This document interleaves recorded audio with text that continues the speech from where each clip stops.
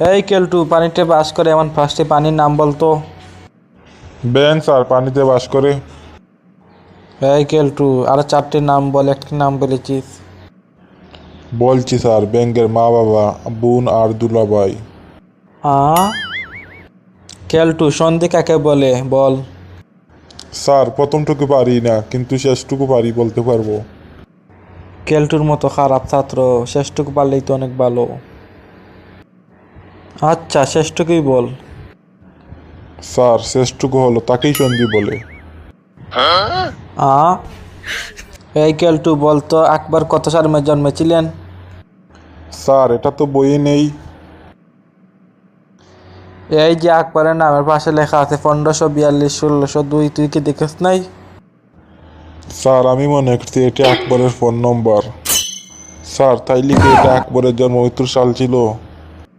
হে রে গাদা, এটা আকবরের জন্ম মৃত্যু সাল ছিল। তাই তো বলি, এতবার ট্রাই করলাম, রং নম্বর কেন বলছে?